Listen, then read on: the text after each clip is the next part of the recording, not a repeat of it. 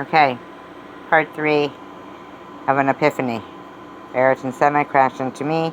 How somebody I knew, not even know, but was alive to me for 11.20 seconds has affected my life. So, anyway, for a long time I actually referred to him as Eric Senna, because that's how little of a racing fan I am. But my daughter's father, he would say, oh, Ayrton Senna, so it finally sunk in. So then 18 years later, my daughter was 16, and I was telling her this story because it has stuck in my head for so long. I couldn't understand the feeling of the breath being knocked out of me at that moment. It was something I'd never experienced, something I watched on TV, and a crash feels like it crashed into me. So I was telling my daughter the story, and I said, that's what I said to her. You know me, in her name, which I'm going to leave out. Let's say it's Betty. You know me, Betty. I'm not a religious person. In fact, I'm agnostic. But I swear to you, at that moment, I witnessed this man's soul leave this earth.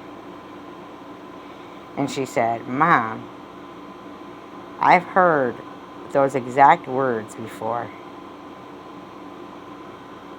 She had been reading this book.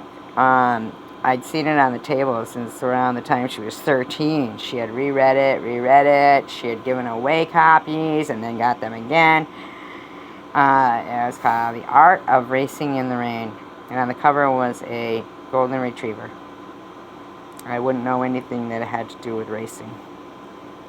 I wouldn't read it. I read one page one time, and the dog, it was just a sad page. I couldn't even read it.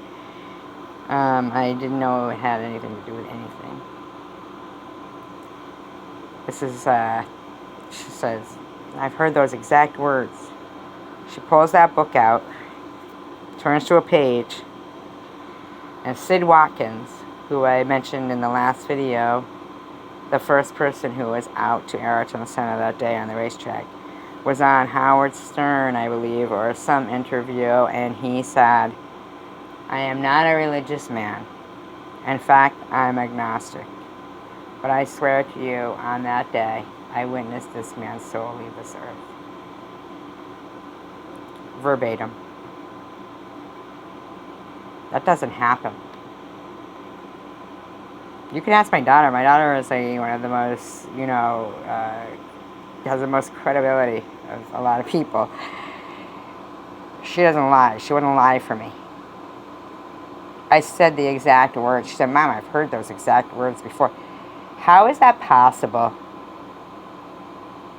that I would say the same exact words to her? And this is somebody I'm not a racing fan. I didn't know these things. I didn't study these things. I didn't look at this till after that happened. And my daughter pulls out this book that she had reread. And the reason why it was called The Art of Racing in the Rain, because apparently Ayrton Senna was a master at the art of racing in the rain.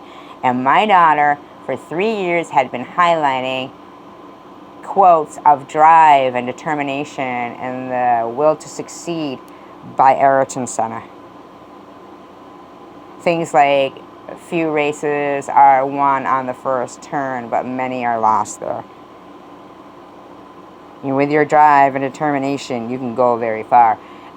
Just incredible. In the link, I will include a link to some quotes from Ayrton Senna. In fact, after that, my daughter had wanted a tattoo. I wanted one. So for her birthday, we went and she got a mommy penguin and a baby penguin. I got a mommy hummingbird and a baby hummingbird. We both kind of drew them ourselves. They're nice though. And I also got a Senna on the front of my shoulder. That is my thumbnail. I'll show you that as well. There is more very strange things and connections about Ayrton Senna that, I will continue in, I believe, which will be the last episode coming up. So, I'm just telling you, I find it very profound, the effect that he had in my life and my daughter's. He just about kind of helped raise her. My daughter's a triple major Dean's List graduate that studied in Italy at a top-notch university she went to. I mean, my daughter is no joke. She's my hero. She wins the race. I'll be back. Bye.